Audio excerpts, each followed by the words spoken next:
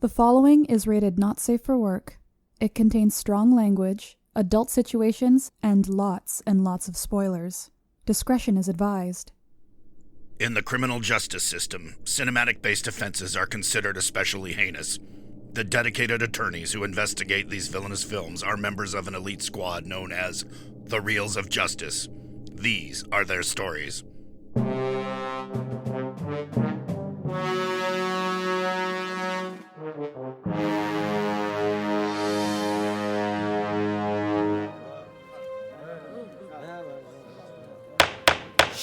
Order, please, order. The Reels of Justice is now in session. Judge Maynard Bangs presiding. We all rise for the Honorable Judge Bangs.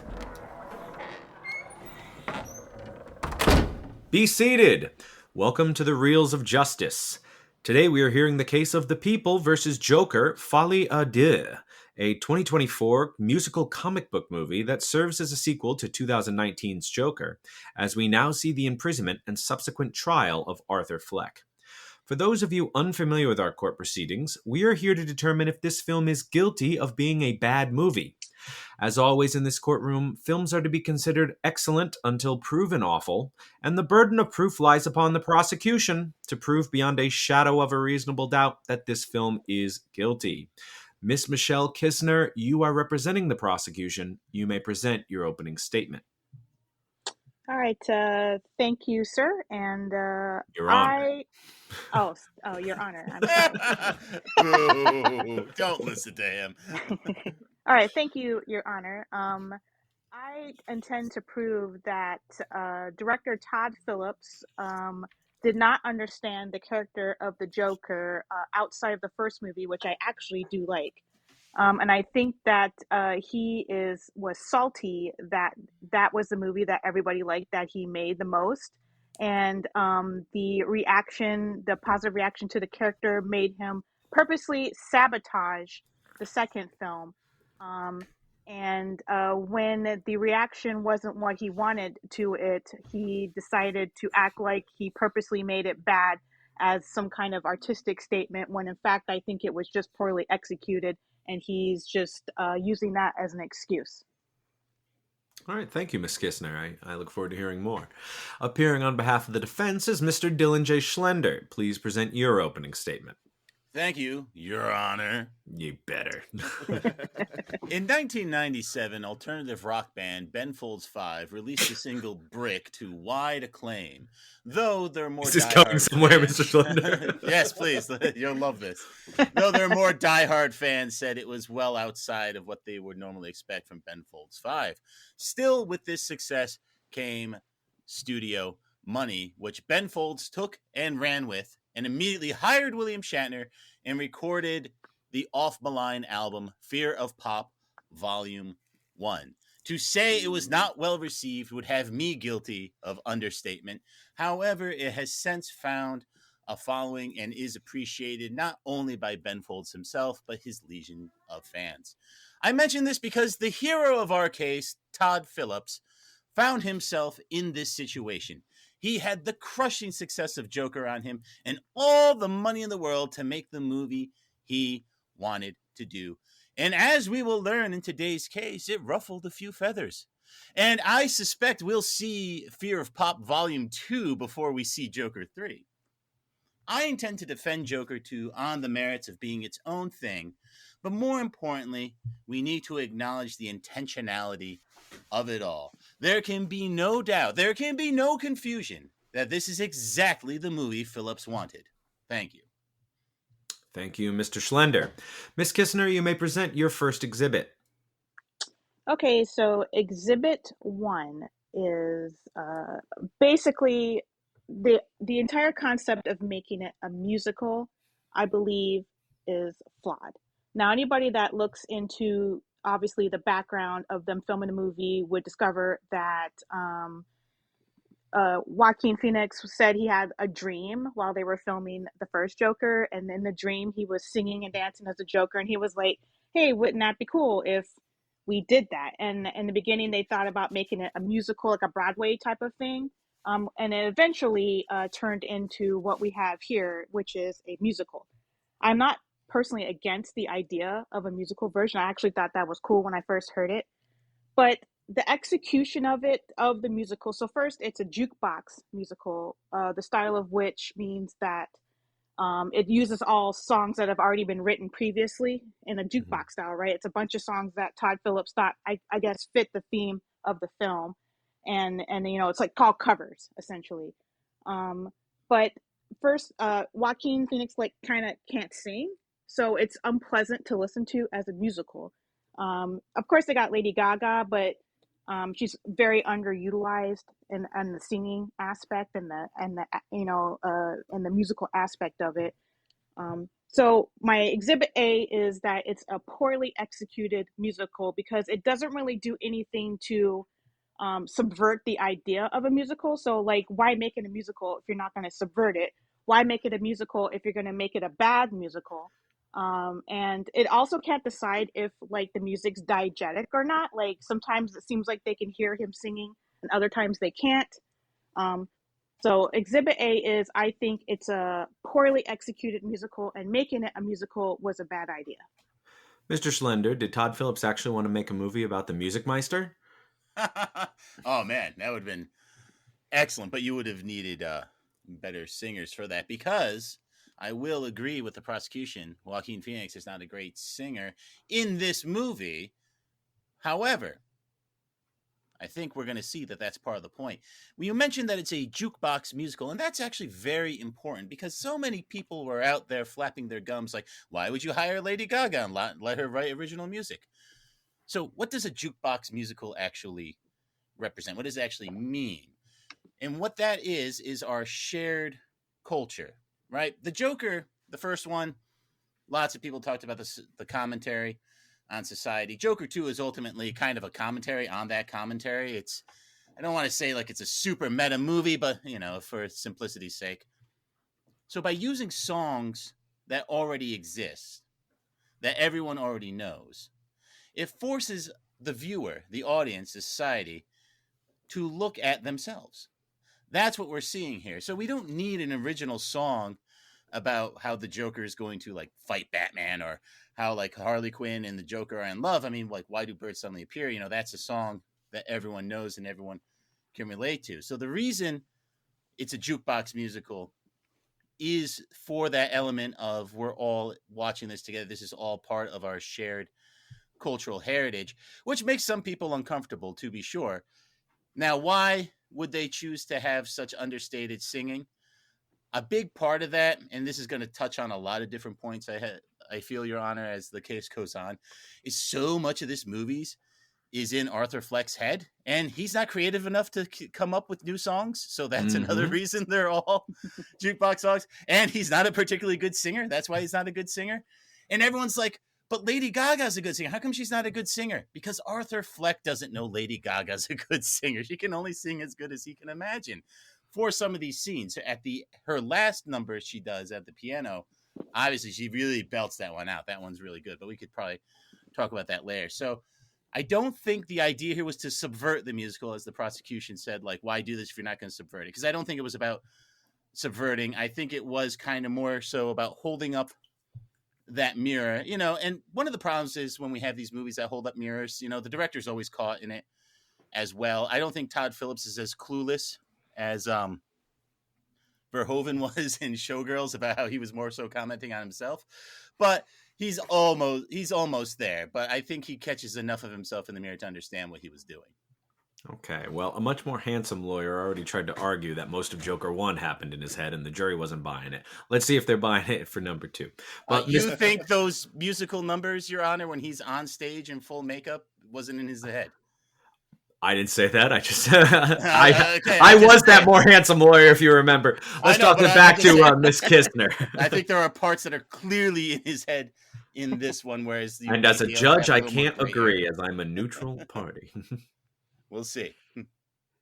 Exhibit B, the audience.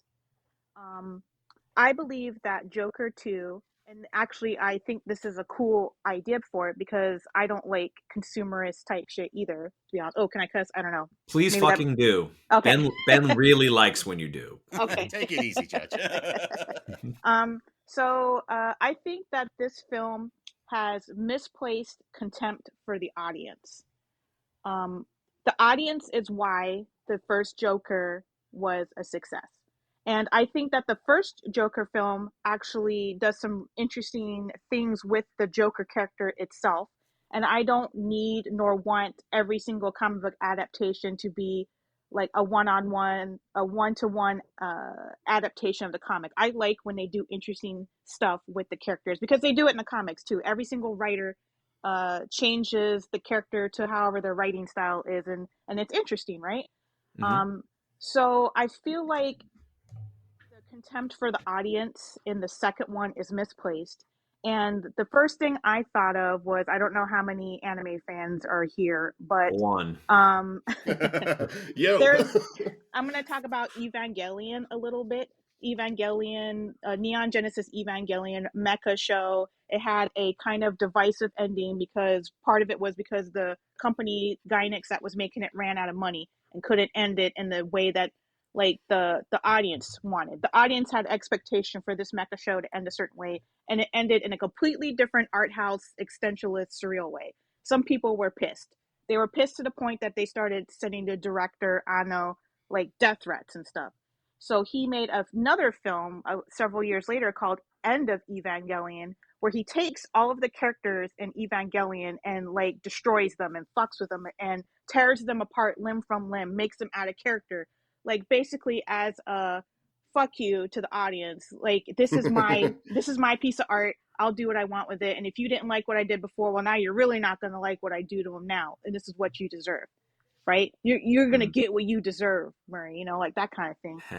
But I feel like Todd is angry. I think his anger is misplaced on the audience when he's more angry with how people kind of like made him a pariah, like he was like a bad person for the Joker character, like he was trying to glorify the character of Joker, and that people were like, you know, taking it literally, like Joker is a great guy, it's something I want to be, like he was like, you know. And then they had that guy that shut up the theater, the Joker, and he was like, he had his hair dyed, remember that, like when at the Joker thing? That was like, wasn't that like in 2012 though? I don't think Yeah, I that think was it was relation. it was before this movie, and he was dressed as the different Joker. Yeah, he was Heath Ledger's Joker, yeah. But you know, so there was all that stuff going on. I remember they were like, oh my god, it's glorifying Joker, and it's glorifying like all this violence and male loneliness epidemic and incels and all this. So I feel like he took that hate that was directed at him from the critics of the concept of the Joker itself, and then he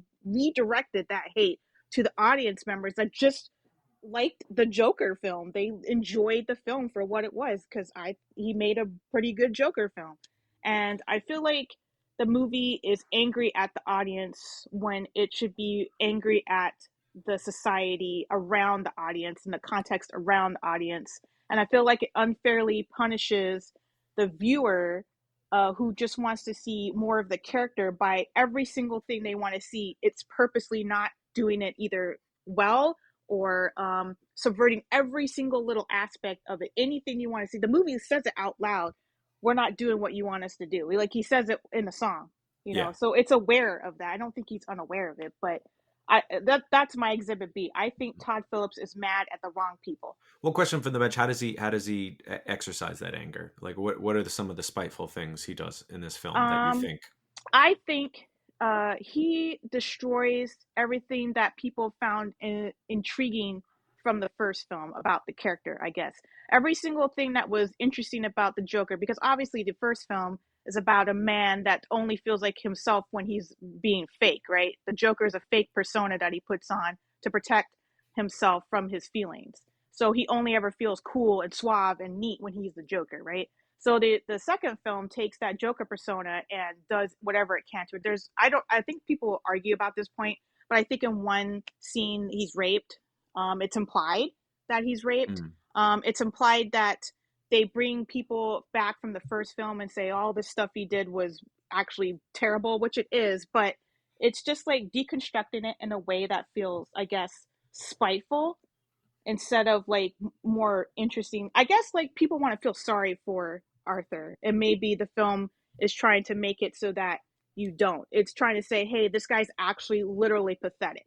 nothing about him is good. And then there's like the very end stinger, right, where that guy basically shanks him, and he gives himself the Joker smile, the what's it called, the Glasgow smile. So it's even more implied that perhaps that guy was never the Joker at all. Maybe he was just some fucking guy, and now this guy is actually the person, the real entity, right? Like, it's just like it. I don't know. It feels like he's just mad about something or angry about the success of the film. For some reason, he's not taking it well as an artist. Okay. Mr. Schlender, some say this movie's a real stab in the gut. Some do say that, Your Honor. Let me start working backwards from a few of those points, because that'll be confusing. What the prosecutor is talking about is a lot of the fan reaction and fan interpretation, because Phillips is on record saying it's not any of those things. Now, whether or not he's telling the truth or not, we'll get into as I explain a few of these points. But let's start with, is Arthur Fleck the real Joker, quote unquote real Joker? That is to say, the clown prince of crime who will end up fighting Batman.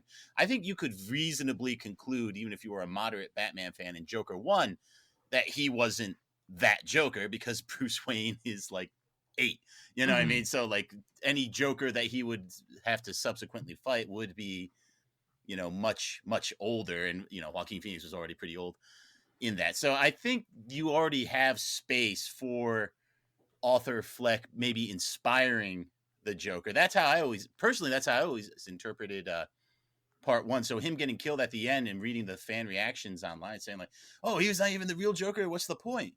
It's like, well, the point is he inspired a lot of people to do a lot of bad things, kind of like Charlie Manson, for example. You know, is a very easy analog to all of this. Only we have Fleck being a bit more reflective and contrite and, you know, apologetic than Manson obviously ever was. So backing it up again now, how are the fans viewing this? How's the audience? How's the culture? The prosecutor mentioned a couple different elements swirling around here, and that was a criticism of the first Joker, that, well, is it glorifying violence? You know, is this for the little man going, hell yeah, you know, I fight back against those big fat cats and things, you know? And there's might be something to that, because while the 2012 shooting obviously happened before 2019, when Luigi Mangione, who is currently been indicted for executing the United Health CEO, shooting him in the back in cold blood, there were magazine articles calling him the Joker, talking about how he's a folk hero. So maybe they were onto something. Now, this happened after Phillips already had released the movie. I would be very interested in seeing his reaction to that now. But the fact of the matter is, there was something about the Joker that did resonate in audiences to that point. And what he is doing in this movie, he says, fine, you want to make the Joker a folk hero? Let's go through. This is his trial. This is what happens. He's going to be found guilty. He's going to be unmasked from the Joker to just be Arthur Fleck, who is pathetic and is worthy of your contempt and scorn, not your admiration. All right. Well, we don't know if Luigi would have been as popular if he was an uglier man. Now, Ms. Kisner, you may proceed with your next exhibit. So I did want to say there are things I do like about this film. It looks good. They had the same cinematographer from the first film, which was excellent. It's filmed. They have some great scenes. I really love when they did go out for the musicals. It looked really good too. I wish they would have kind of done more with that.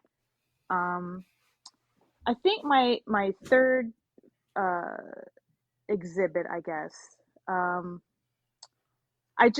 don't think the film is constructed well, like formally, like in a formal way. It just has strange pacing. The editing is off in it. I don't like, I would say my concrete third thing is I don't like the way they handled Harley Quinn and his relationship. I think Harley Quinn is another stand-in for the audience, personally. Because there's this whole kind of like thing where they talk about that she's basically cosplaying as a criminal where she actually hasn't really done anything. She's just a rich kid that does some stuff, and then she gets put into Arkham, and then she comes out, and she's kind of infatuated with the Joker, much like the audience was, right? Mm-hmm. And I guess it would have been more interesting to me if they would have, because there's a dynamic between Joker and Harley Quinn, just in general, that I think also, it's another thing that glorifies bad things. Like there were a lot of people that are into toxic relationships kind of like glorify their relationship when in fact it's an abusive relationship, 100% from the Joker side to Harley Quinn, right? He's abusing her and he's emotionally, sometimes physically, but she stays with him. And I would have been interested if they maybe like would have flipped that around, like maybe had her, like she's kind of like she kind of doesn't do anything for his character in this. It feels like they included her because they're like, oh, if you have Joker, you got to have Harley Quinn. People are kind of going to expect that. And it just seems kind of like thrown in there. And no, there's not a lot of thought behind her character. There's not a lot of dimensionality to her character. She's just kind of, I guess, like there so that, Arthur Fleck can figure things out about himself, which is common in films with women in them. I don't think Todd Phillips knows how to write female characters at all. In any of his films, like, and as a general director, Oh, you mean like in Road Trip or The Hangover? Yes. I mean, I come don't on. think he's a good director. I think he's like, There were honestly, women in those movies? but like, I guess I just don't think he's a good director. And this is like the Joker is the best movie he made, honestly, and strangely. And when I first heard he was directing it, I had zero hope for it because he directs like normie bro movies, like he directs like coworker films, like some guys going, "Hey man, you seen Hangover 3? It was fucking good, man." It's like the most normie basic like fucking shit ever.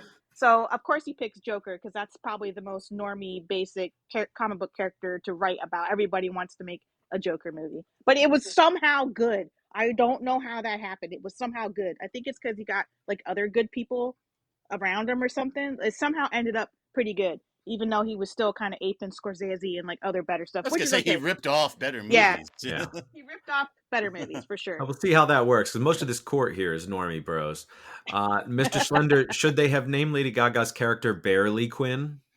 No, they shouldn't have.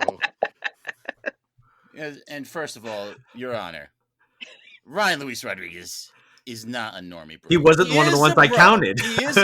He is a bro, but he is not a normie. He's got issues. I said most of the court. All right. So anyway, I know you and Ben. So anyway, my point is Harley Quinn. Let's look at it because the prosecution hit the nail on the head, but then kind of skirted the issue.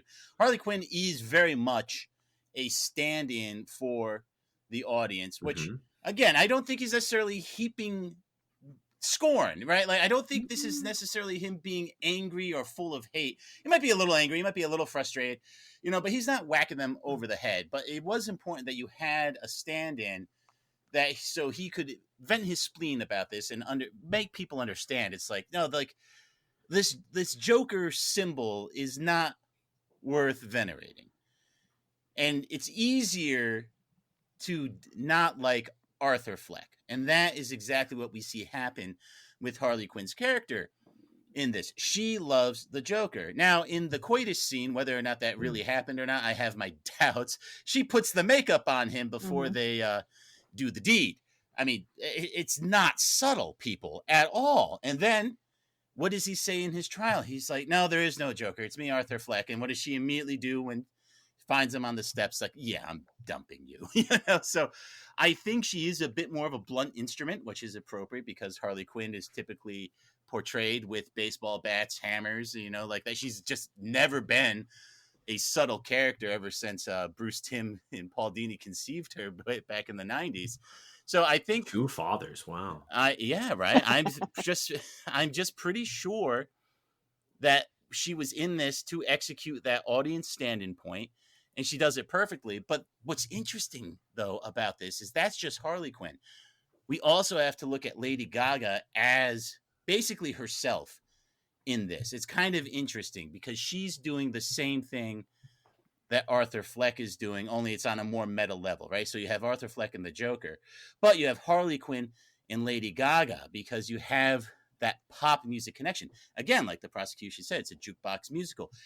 everything is something that exists in the pop zeitgeist, even Lady Gaga. And again, she didn't record any original music for this. So that's just another connection, another touchstone to this real life. So you're getting pulled in a couple different directions. So like, I would say Todd Phillips he's treating the audience more like a dog that messed on the floor, where you got to put their face in it and be like, that's bad, and I think that's where he's cut from. So I don't think he's full of the vitriol and the venom that the prosecution would have you believe. I think this is just his ability to say his piece, to write an essay on his own movie, and he just happened to be able to film it for $200 million. All right, so then just to clarify, so you don't think the movie is any kind of like meta spite commentary on the first film? No, it is, but it's not so spiteful. It is a commentary, but I want to be very careful with the language we're using. I think he's trying to more elucidate than he is berate. Oh, okay. I like berating, but all right. Ms. Kisner, do you have any further exhibits before you rest? You'll be able to still respond to Mr. Schlender's exhibits. I guess I have a question. Sure. For him. How unusual, but go ahead. I'll allow it. All right, but Ben has to answer. Okay. Why is Todd Phillips mad at the audience for, I guess, empathizing with the Joker when he's the one who wrote him that way? Mr. Schlender? Oh, I think that's actually a very good question. He's on record saying that the way he viewed how he wrote the Joker in the first one, that you were not supposed to like empathize with him, at least maybe to a point. And it was once the violence really started, that's when you're starting to realize, like, hold on a minute, this guy, he's not a good guy, And we had James Charney on the show to talk about the first Joker, and he wrote. For those of you at home, James Charney is a psychologist, good friend of the show, great guy. He wrote a book based on his famed Yale class, Madness at the Movies, about mental health in movies. And in that book, Madness at the Movies, he has a chapter on the Joker, naturally, where he's saying like the diagnosis for the Joker is almost impossible to pin down. There's too many conflicting facts to go off of. Like, it's not just pure psychosis. He's definitely not a sociopath. He's definitely not a psychopath. It was too conflicting. And he doesn't draw the natural conclusion that you need to draw from that is the Joker's kind of faking it, right? Mm-hmm. Arthur Fleck is kind of faking it. Like, yeah, there's some stuff wrong with him. He was abused. He has some trauma. But at the end of the day, he's making these decisions. He likes being violent. And if you want to extrapolate this into broader Joker canon and culture about how the character has always been interpreted, we typically see the Joker is just a guy who likes to, as the Nolan series say, watch the world burn. Or as we even see in like the Tim Burton one, he just release gas in the city indiscriminately. And never mind in the comic books where he, like something like The Killing Joke, mm-hmm. where he just goes on an absolute tear just to try to drive Jim Gordon crazy. I mean, we can look at tons and tons of Joker lore that points to like he's quote unquote crazy because he can't function in society largely by his own doing. So going all the way back to your original question, like what's he mad at or anything like that, I think it's just like to Todd Phillips, he's thinking, you didn't get it. Mm-hmm. And now here's my opportunity to make sure you do understand fully. Okay. Fair enough. And that James Charney episode actually aired about 2 years ago, practically to the day, 2 years ago to this week. I know, it was a great episode. He was Kismet. Very knowledgeable. Kismet. Ms. Kisner, any further exhibits before you rest? I rest. All right. Mr. Schlender, your opportunity to present any further exhibits you have. And they better be good. And in song. Why do exhibits suddenly appear? No more songs. No more songs. Okay. That's pretty good. All right. Sweat. Okay. What a fresh sound. So anyway, I want to thank the prosecutor because it's kind of funny. Our cases kind of mirror each other. So a lot of my responses were to her points were kind of my exhibit. So I just like to kind of put a button on a few of the main points and then also highlight a couple other strengths, because we spent a lot talking about the cultural universe around this movie, and that's what's one of the things that's interesting about this case, and that's why I was happy to take it, is everything happening around Joker 2 or Folie is pretty Folie interesting. Folie à deux. That's right. We're talking about Phillips and stuff like that. Like, these are cool conversations that are well worth having. But if we just drill down into the movie, as the prosecutor herself even said, it is well shot. It's well acted. I mean, Joaquin Phoenix is basically doing the same thing that won him an Oscar for his in the role previously, and of course he got nominated for a Razzie this time, but completely unjustifiable, in my opinion, if you're just basing it on his acting. Whether you like the story or not, you know, immaterial. He acts the crap out of it. Lady Gaga does a great job as well, and again, I think if we want to talk about, the prosecutor mentioned, you know, how should we be subverting things? Well, I think Lady Gaga being in a musical and not having an original song is quite a subversion. To the point where Lady Gaga, even on the press tours, would say it's not a musical. Obviously, she was lying or misunderstood the movie she was in, but she wasn't able to really bring out her full Lady Gaga-ness because she had to be an actress, right? So we got to see her. Then we got to see her as Harley Quinn. It's very fascinating stuff at the end of the day, Your Honor. So I think if we look at how this is largely a two-hander, though I would like to call out Gleason's role as the head warden. Well, he was not the warden, but, you know, the head guard at Arkham. You know, again, he just has a quiet menace about him with that smiling face, you know, and then, you know, but you should see the violence in him, like when he whacks Fleck in the back of the head after he gets tapped on the shoulder by him for giving him a cigarette, you know. And there is, you know, something that the prosecutor brought up, you know, is whether or not the Joker gets raped in the shower scene after the court. There's a lot of debate on that. Phillips is not on record saying one way or the other, so you'll have to interpret that yourself. But I will say, so many of the negative reviews you read for this movie, it's because they did interpret that as a rape. And I think if you don't have that in your mind, if you just have the idea that they just beat him silly because you can't get put back into your cell wearing your normal clothes, right? So like they would have had to have stripped him down and wiped the makeup and stuff off. Anyway, so I mean, we're going to just have to let the jury decide that, because I just don't think there's enough information to go one way or the other. And you know, it is an important part though. So yeah, so I don't mind really just kind of wrapping up there, Your Honor. I think I've said my piece. I think a lot of it came out in the rebuttals. All right. Thank you. All sides have rested. The attorneys will now present their closing arguments. Ms. Kisner, you may begin. Thank you, Your Honor. I guess in closing, I would say that I actually really enjoyed the defense's comments, and it made me like the movie a little bit more than I did. And I've watched when I watched it the second time. I only watched it one time when it came out in theaters, right? And then I watched it recently to refresh myself. I liked it a tiny bit more than when the first time I saw it. Maybe because I was ready for what it was going to be, right? Like I had already kind of experienced the ideas it was putting forth, so I was ready to look at it from a different angle. But I still think that the film conceptually is interesting, and where it fails is in the execution. And I think that Todd Phillips and the marketing was very confused on what this film was supposed to be. And I think whatever he was trying to do with it didn't fully crystallize in the actual finished product, unfortunately.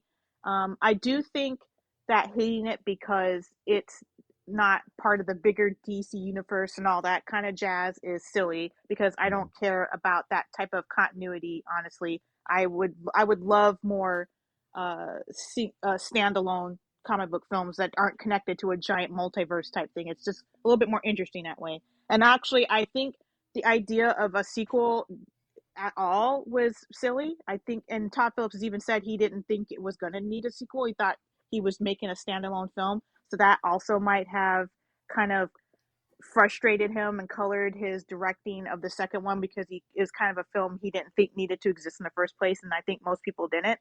But Yeah, so my closing statement is I think conceptually it's interesting, but the execution is flawed. All right, thank you. Mr. Schlender, please present your closing argument. Thank you, Your Honor.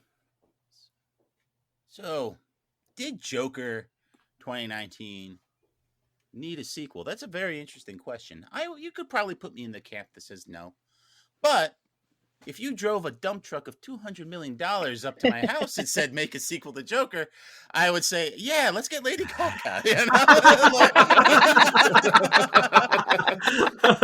know? So, what we see in this movie is some of Todd Phillips' frustration at this. Now, he is on record in several interviews, like with IGN, a couple different sources we can look at, saying this is not him being mad at the fans. And having watched this movie 2.5 times, I don't think he's mad at the fans, but I do definitely think he wants to get his point across crystal clear that Arthur Fleck is not a man to be emulated or venerated. And I think it pains him a bit that was kind of missed in the first one, and the echoes that would have across society still yet to be seen. As of this recording, we're only 6 years removed from that Joker movie, and as we mentioned, the Luigi Mangione case getting tied to it. So who knows? Maybe he's wrong, but he did get to have his say, and that's what's important. And one thing we weigh so heavily in this courtroom is intentionality. And it sounds like even the prosecution would agree this is exactly the movie Phillips wanted to make. And that's what we saw on screen. The acting was competent. It was well shot. It was well lit. The music, I hate saying the music's quote unquote bad on purpose, but we have to understand the reason it was there wasn't for the musicality of it all. It was for the cultural impact that those songs have to pull us in deeper into this world, to command our attention and make sure we understand what's going on with Arthur Fleck, that this is not a well man, that this is indeed an evil man. And I think Phillips finally is able to close the book on that. There will not be a Joker 3, but I am looking forward to Fear of Pop Volume 2 coming out in 2028. All right, I don't know if that's actually going to happen. It would be sweet. Well, let's get a dump truck full of money. And drive it up to Ben Folds' house. Get Lady Gaga. Yes, and William Shatner. Ben held out for a while, but he finally folds. I love it. Thank you all. No groans. That was excellent. Members of the jury, Mr. Maynard Bangs, Mr. Big Ben Haslar, and Mr. Got a joke for us today? Ryan Luis Rodriguez. You have all heard the facts concerning this case. It is now up to you to determine if this film is guilty of being a bad movie. The bailiff will escort you to the deliberation room to render your verdict. Right this way? You know, this was a courtroom drama. There was singing. It's nice to have an accurate courtroom film in Finally.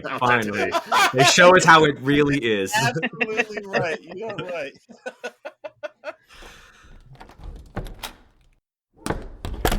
Okay, guys.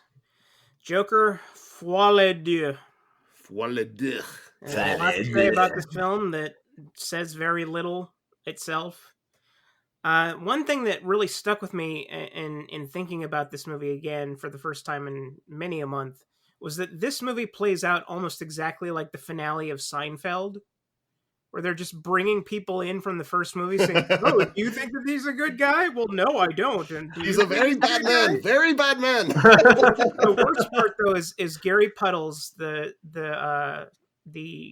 dwarf actor who thinks he's going to die in the first Joker movie because he thinks that Arthur Fleck's going to kill him, and he tries to reach for the doorknob, and it's a really mean-spirited joke for something that Todd Phillips initially said that the first movie is about the death of empathy, which is absolute horseshit. And it's proven when he shows up later in the courtroom and they pan up from the stack of phone books that he's sitting on as a really mean joke. And it completely undercuts every single thing that he's supposedly trying to do. And I don't think that he's necessarily mad at people for misinterpreting the first movie, but I do think that he's disappointed. And as all of us who have parents know, it's worse to be disappointed than to be mad. But Rob, I want to hear what you're thinking. Oh, me, well, as far as the Gary Puddles thing, I agree. The stack of phone books intentionally panning up does seem rather mean. The scene in the first movie is mean because Arthur's mean. Like, Arthur is the one being mean there. But so I'm a big fan of the first one, and I think I defended it the first time in that James Charney episode. And I was the only juror that voted not guilty. Under the argument that I think most of it exists only in his head, and there were a lot of things in this film that I liked because to me they solidified or confirmed that. I mean, they discuss openly how Arthur exists in a fantasy world, and there's no way Lady Gaga is a real person. Right, like they don't let real people into the hole with people like unwatched to do whatever they want and come and go from prison as they like. Well, there could be scenes that she's not really there, and scenes right, that she is, and that is what I think it is. It's not. I don't think. Yeah, exactly. I don't think everything's in his head. I think that the Joker can't distinguish reality from fantasy, and so you, the audience, can't either. You just don't know what's true here and what's not. I think little bits of light slip through, like some of that courtroom stuff could have definitely happened. Maybe he really did kill Murray Franklin.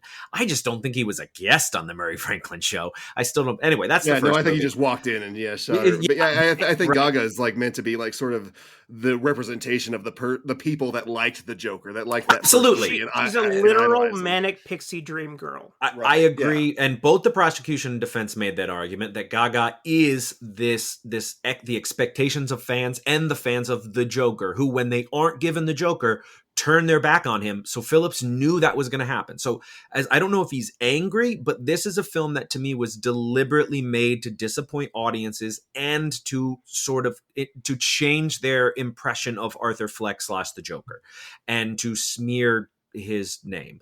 Now, it's up to your perspective whether that's a good or bad thing. To me, I think, as the defense said, intentionality is important. If the intention of Phillips was to do those things, mission accomplished. Everyone hated the movie and everyone hated Joker. So, it's a success in that way. It's a successful film. He wanted to say, no, Fleck is not a great guy. He's basically a loser. Look, he can only fuck for a few seconds. People were supposed to walk away from the first Joker like they did from Taxi Driver or Clockwork Orange or something like that have these sort of characters in them, not make you hate the film as a whole, which this film does. It deliberately kind of promises Harley and them running off and then pulls it away from you, so you're not going to get it, and then kills them off in the end. So look, you're never getting Joker versus Batman. First off, whoever wanted to see Joaquin Phoenix go tete-a-tete with any Batman, I don't care what Batman they got, it would have been painful. Mm-hmm.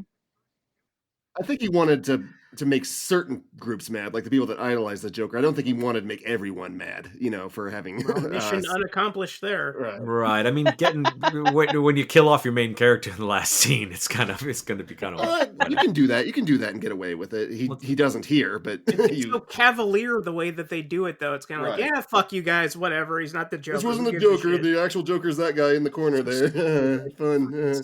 Stupid. Ben. Yeah, I don't. I agree with you guys. I think the point of this movie, I was wondering what the point was. If there is a point, it's to tell everyone that they were stupid for whatever they thought about the first one. So that doesn't make it necessary. He could have, explained any of that in an interview, and just why waste our time with half a movie just padded out by a lot of music that. Well, if I can respond to that, he resisted doing this movie over and over and didn't want to do it. And like Schlenzo said, they drove a dump truck of money up to his house. Now, there's a twofold thing. It could be money for himself, but you have to remember this was kind of being made as the pandemic was sort of winding down, and this gave a lot of people work. So if you're kind of like, you're going to give me this much money, it's going to put bread on the table of so many people I know, fine, I'll make the movie. It's not going to be the movie you want. That's not sold to me as the reason why I should be watching it. I mean, that's great, but that's not as watching this movie in a vacuum, even with the first film preceding it, enjoy it because it was a post-pandemic film. Yeah. Was that Ryan? I didn't get that, Ryan. Every expensive movie pays people. That's true. Not a brand new thing. I just don't think they would let him make anything else. He's probably directing making over 4 if he wanted to. I guarantee it. But not they now. made Nolan Now- make now a little bit. make another Batman film, and he made The Dark Knight, which was excellent.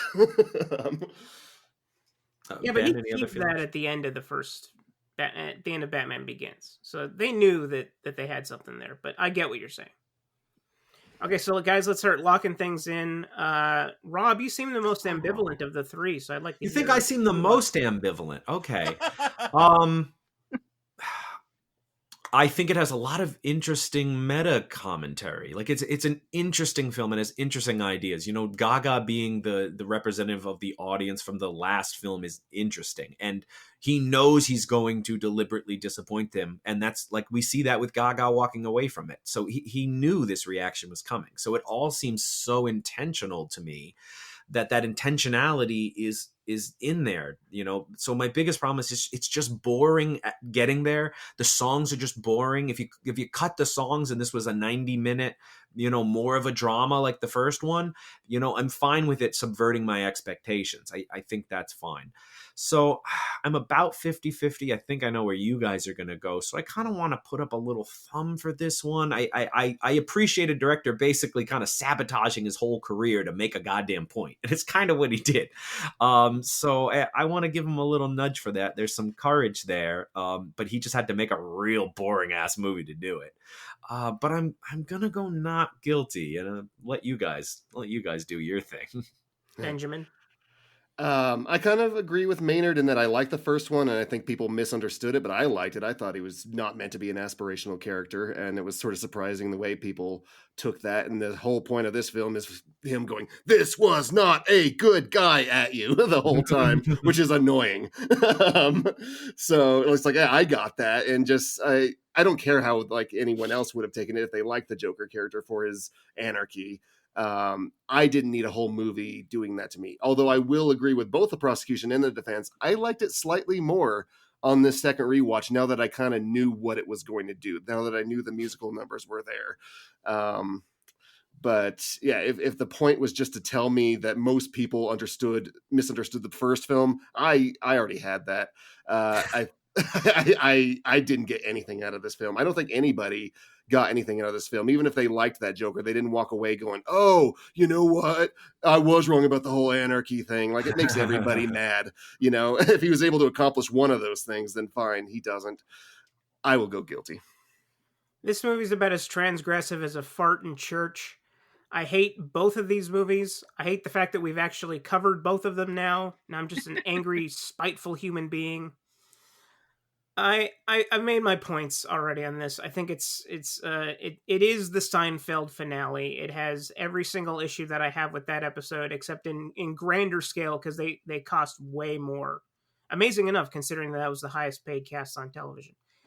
So I'm gonna go guilty as expected. I don't think anybody expected an innocent from me. So let's go tell that very handsome judge. Yeah, he is, right? Mr. Foreman, have you reached a verdict? We have, Your Honor. In the case of the People versus Joker Folie, Deux, we find the defendant guilty of being a bad movie. Yay! The verdict is so rendered. The Joker Folie Deux is hereby sentenced to being stabbed in the gut and getting its ass whomped in the shower. Court is adjourned.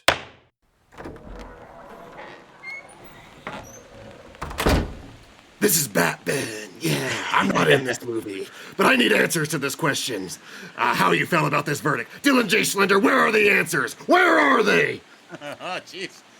Batman's so strong. He's holding me up on my lapels.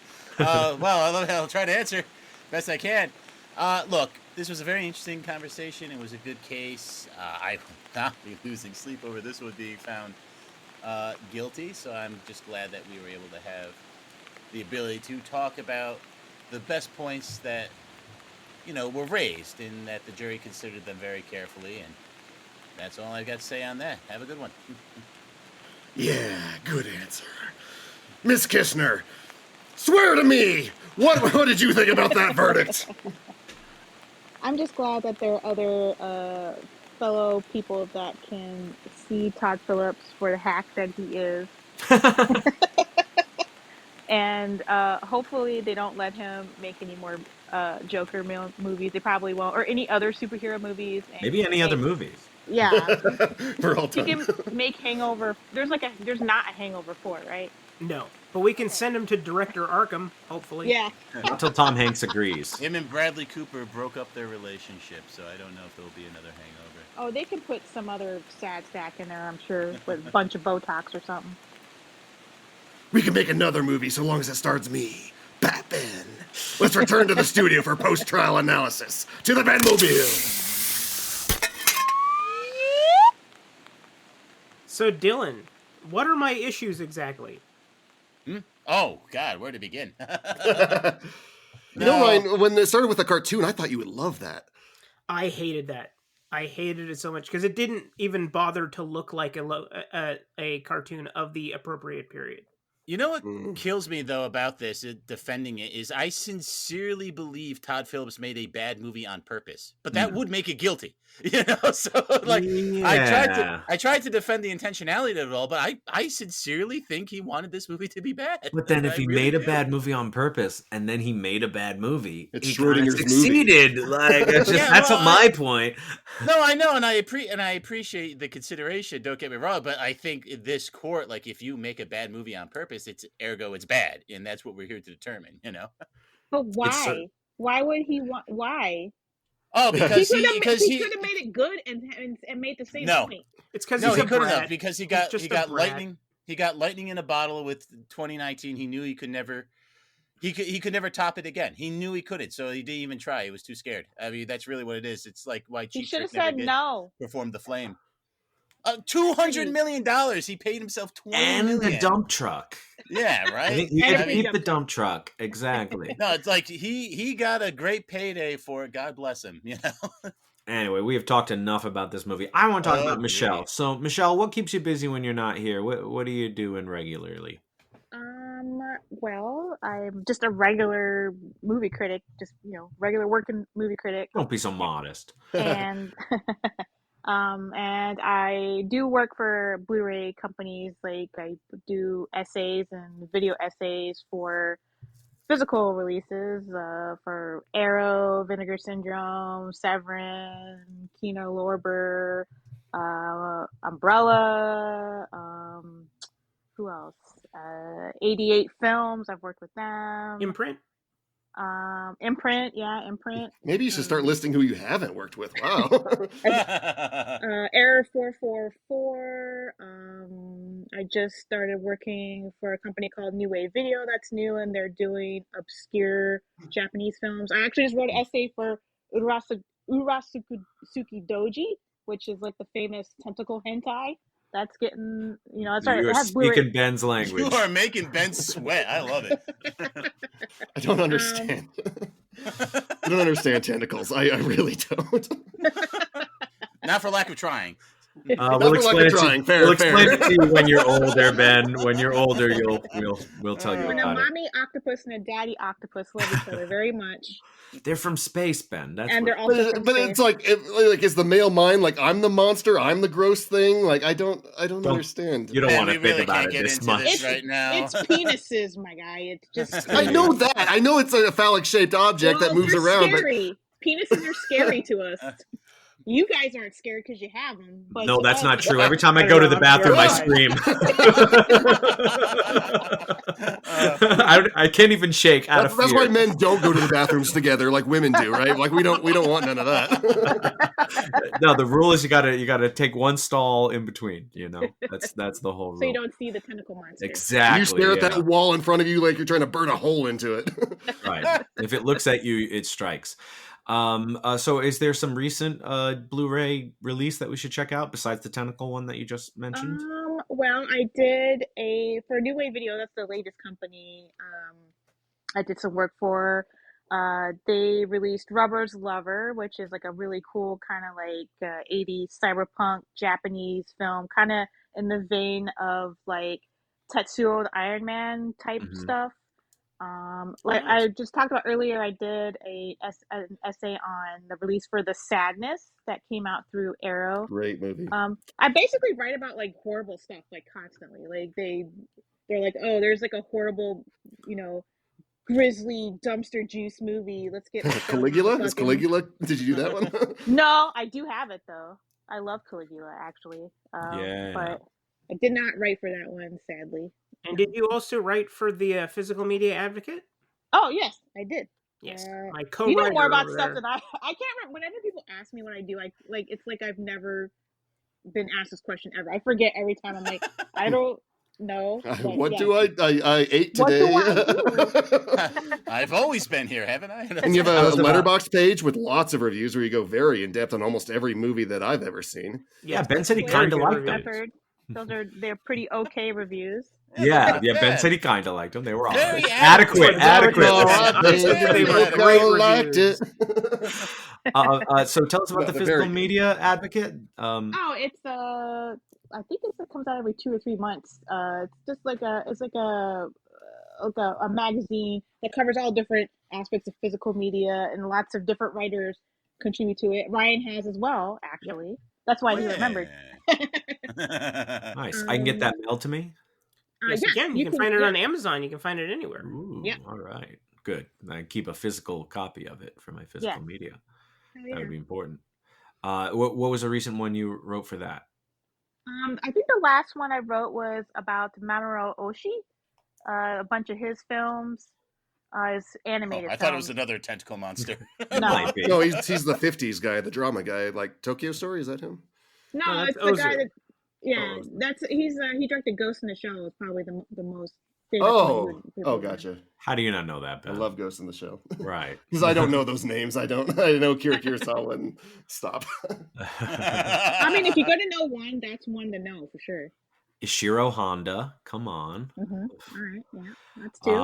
That's a good one. Yep. But yeah, speaking Ben's language, Ben loves the Japanese cinema. Just doesn't know names apparently. Now if people do want to keep up with you, do you have a social media they can follow? I do. So I am on Instagram as Robot Cookie. I've had that name since like the early 2000s. That's why. That's how I. That's why. That's why I get it. Yeah, that's why I can't be Robot Cookie. I have to be Robot Cookie 2457. I literally picked it just so I didn't have to put numbers after my name. And I was like, what are two of the most random things you could put together? Guarantee you're not the only one now. So are you a cookie that's a robot or a cookie that robots eat? I'm a robot that makes cookies. Oh, all right. I like it. Okay. But yeah, under Michelle Kisner, if you just type my name into Google, all my different stuff will come up. I'm on Blue Sky, Substack. I write for a website called Spoiler Free Movie Sleuth. That's where I write most of my main reviews. But I'm literally just type my name into Google, and hopefully my OnlyFans doesn't come up. But everything else that I work on, I don't have. Hopefully, you say as Ben begins to sweat. It's literally just pictures of my feet next to physical media. Like it's just my foot. Now we're and I'm, like, all sweating. There's tentacles, though, right? Yeah. Now we always ask for recommendations from our guests for movies you think people should see. So, what is a movie you think people should see? I'm trying to think of what I've seen recently that was good. It doesn't even have to be good. Oh. Well, the last movie I saw in the theater, honestly, was The Running Man, and I didn't think it was good. So maybe don't see that. Okay. Maybe go. Well, tell us about it. See, you got to use the recommendation of justice to really air your grievances. Sometimes. Because then people have to see them to see why you're correct. But yeah, I just, I say people, go check out The Running Man to see why I didn't think it was good. I think the Arnold one's better, and it's like way less. Glenn Powell has no charisma. Why do we keep casting him? Just recommend the Arnold one then. I said that too. I said he has no Riz. I was literally my Zero review. Riz is better. That's why you're the writer. He has no Riz, and they keep putting him in stuff because he's hot. But he's like hot in a generic, like when you play a video game and then you have a character creator and like you haven't done anything to the character yet. Like that's what he looks like. He looks like he's a normie bro. Yeah. I described another actor exactly that same way in an old episode. I'll have to find it. But it was Lawrence Fishburne, and the game was great. So just watch the original The Running Man again if you haven't seen it. Oh, I will say a movie, a combo of movies I think you should watch. I think you should watch Save the Green Planet, which is a mid-2000s South Korean film. And then you should watch Begonia afterwards, which is the new Yorgos Lanthimos film. Oh, and then So 10 make sure you Cloverfield watch. Lane. Make sure you watch Save Green Planet first, because the latter film is a remake of the former, and I think the former film is the better film. But I feel like I actually really dislike remakes on principle, but I think he actually did a pretty good one. So, but I still think you should watch the original first, so you get that story, in its distilled original form. But I think it's a good combo of films to watch together. What makes the original superior in a nutshell? I think the original is superior because it's more, it does more tone shifting than the latter one. And it's funny because Lanthimos is known for like his black humor, but the original film is literally goofy hijinks and then some of the worst torture scenes you've ever seen in your life. And it never gives you any indication it's going to switch between those two tones at any point. And it's constantly toying with the audience. And I think the performances in it are a little bit more spirited and better. It's because Lanthimos, of course, has this kind of like, how like everybody's kind of got that monotone, understated performance style in his films. But the South Korean film has Asian Korean style acting, which is a little bit more intense, kind of like more animated, I guess you could say. They're actually two really good takes on the same story. And I think it would be a great kind of study piece to see how a good adaptation is, a good remake that kind of does its own thing. But you can tell that Lanthimos understood the original film enough to be able to extrapolate on it. All right, fantastic. Awesome. Schlenzo, what is your recommendation? Oh, my recommendation. Well, as you can feel, because it's so don't have cold outside. I'm getting there. It's almost over.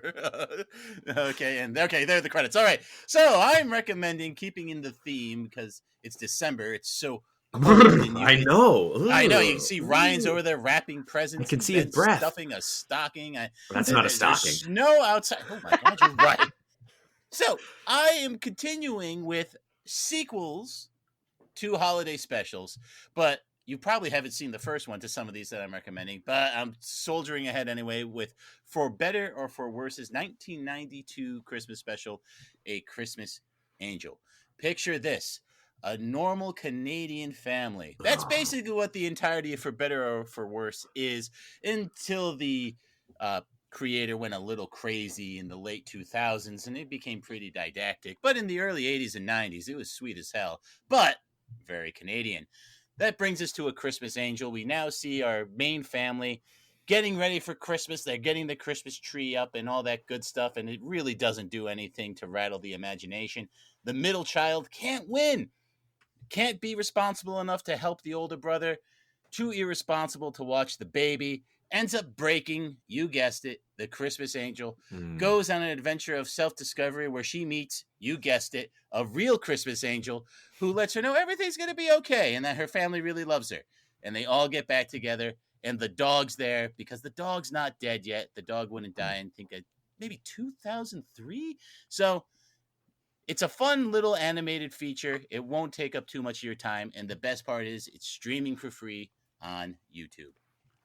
Fantastic. I was always more of a family circus man myself. Yeah, me too. But For Better or For Worse was always there, So if you were really bored and if Haggard the Horrible really sucked, you hop over For Better for Worse and you won't really get a chuckle, but it kills the time. Like Haggard the Horrible could ever suck. Come on. Dude, I know. It's such a banger all the time. Now, Schlenzo, we're coming up on what many consider to be the happiest season of all. Not That's me, true. However. I love Hell on Reels. But a distant second for me is A Kung Fu Christmas. What makes Kung Fu movies such a perfect accompaniment to the Yuletide season? Scholars have debated the point for centuries. It could be the ornate golden temples and palaces in which they take place, or the colorful raiment the characters wear. It could be the simplistic plots which never leave you lost, no matter how little attention you're paying while baking. Or it could be the way it reminds you of the time your uncle sidekicked your cousin down a flight of steps one chilly December. Whatever the reason, Kung Fu Christmas holds a special place in each one of our hearts. So to kick it off, I'm recommending 1982's 5 Elements Ninjas. After his martial arts school is infiltrated and obliterated by a band of ninjas who use the theme of the 5 elements, The sole survivor must train in the secrets of ninjutsu to destroy their evil order. This one shot way up my list of favorite Shaw Brothers films immediately, and I wouldn't be surprised if I visited again before the season is over. There is almost no plot whatsoever. It's about 90% punching. Just my style. There is a little bit of a romantic subplot, but like all great romances, it ends with one stabbing the other. There's samurai, there's ninjas, but no, there's not a single Japanese actor. And no, the Shaw Brothers don't care. For the curious, the fifth element in this film is wood, not heart. Sorry, Captain Planet. But that is consistent with Chinese philosophy. It also gives the ninjas an excuse to disguise themselves as trees to ambush their foes.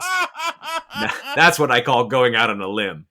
Ooh. And a lot like another favorite of mine, The Kid with the Golden Arm, a recommendation during last year's Kung Fu Christmas, the climax of this film is basically our hero working his way through incrementally challenging fights like the levels of a video game until he reaches the leader of the ninjas. Cue boss fight music. I wish a few more of the fights happened in gold-adorned temples rather than the middle of the woods, but I guess they spent most of their budget on a man tearing another man in half. If you want to check it out, 5 Elements Ninjas is currently streaming for free with ads on Shout, which also has an ad-free subscription. Now, is that volume 3 of the Shaw Brothers box sets? I do not know. If only we had a physical media advocate who could tell us. I actually can. I can look at them. You look that up while Ben gives us his recommendation. I have volume 3, but I haven't been able to watch any of them yet. Unless you have it right on your desk. Send it to me right now. Ben, you give the recommendation, then we'll hear what volume it's in.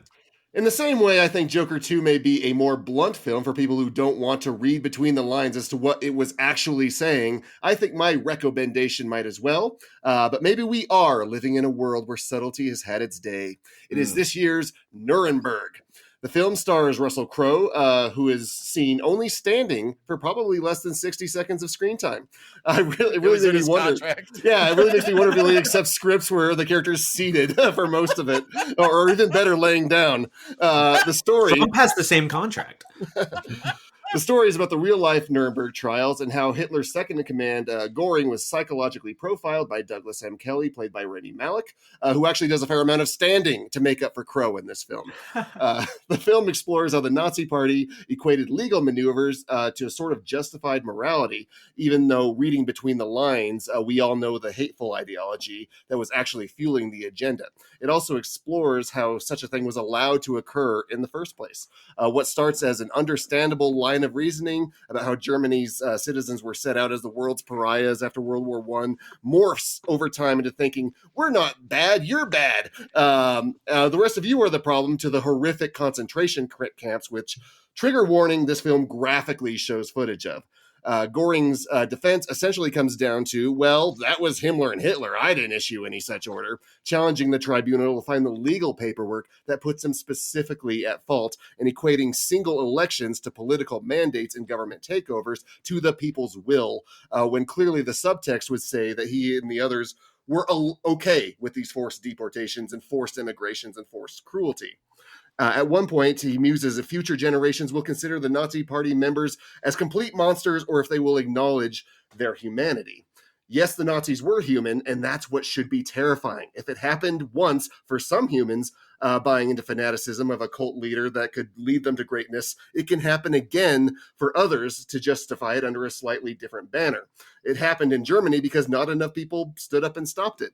So this is clearly meant to be a warning for modern times, as history, if it doesn't repeat, often rhymes. And if you still aren't grasping the subtlety of the situation, see me after class and I'll try to explain the rest.